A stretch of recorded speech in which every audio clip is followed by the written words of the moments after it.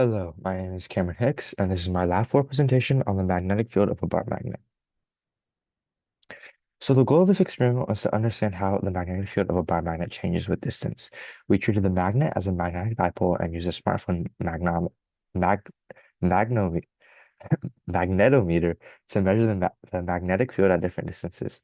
Then we compared our experimental data to the theoretical model based on the Biot-Savart law. The main idea behind this lab is that a bar magnet behaves like a dipole, especially when you're far away from it. We assume the magnetic field follows a power law relationship where B is proportional to R raised to some power n. By taking the natural log of both sides, we can turn this into a linear relationship. That way, when we graph the ln of B versus the ln of R, this still gives us the value of n. Theoretically, for a dipole, the magnetic field should fall off as 1 over R cubed, so we expect n to be around -3. We also use the full dipole magnetic field equation later in our computational model. For this experiment, we made a few key assumptions. We assume that the magnet behaves like an ideal dipole, that external magnetic interference is minimal, and that the magnetic moment stays constant.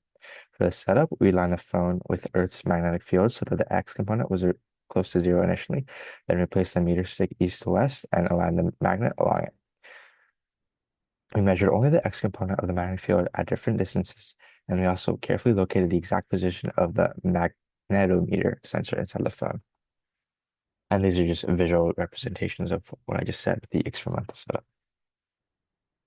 For the observational data, we collected data by finding distances that corresponded to specific magnetic field strengths, like 20, 70, 120, 170, and 220 microteslas. For each value, we took 3 measurements and averaged them. What we observed was that as the distance increased, the magnetic field decreased, which is what we expected. We then plotted the data on a log-log graph, and we got a relatively straight line right here. And the slope gave us our experimental value of n, which actually wasn't that close to -3. It was closer to -0.5. And we will discuss the errors for that in a little bit. For the computational model, we wrote a computational model using GlowScript. We wrote a function called dipole B that calculates the magnetic field using a dipole equation. We also calculated the magnetic moment of the magnet using the intercept from our graph. Then we visualized the magnetic field at several points along the x-axis perpendicular to it and at a 45-degree angle, which we saw here. When we compared the computational model to our experimental data, we saw that they followed very similar trends. Our value of n was close to the expected -3. Actually, no, it wasn't. And why is this? We will get to that in a little bit in the possible errors on the next slide. However, both our measured values and our computed values were larger than expected. And for the 45-degree case, the computed and measured values were relatively close, but not exactly the same. And one important thing to note is that while the model matches relatively well, disregarding the numbers, the values are based on our experiment. So that is why there are some discrepancies. And here we go to the possible errors. There are several sources of error that could explain the discrepancies. For example, there could be interference from nearby electronics or metal objects. We might not have perfectly aligned the phone with the Earth's magnetic field. There could also be errors in locating the magnetometer sensor or keeping the phone perfectly still. Additionally, the smartphone magnetometer isn't super precise, and the bar magnet might not behave like a perfect dipole, especially at short distances.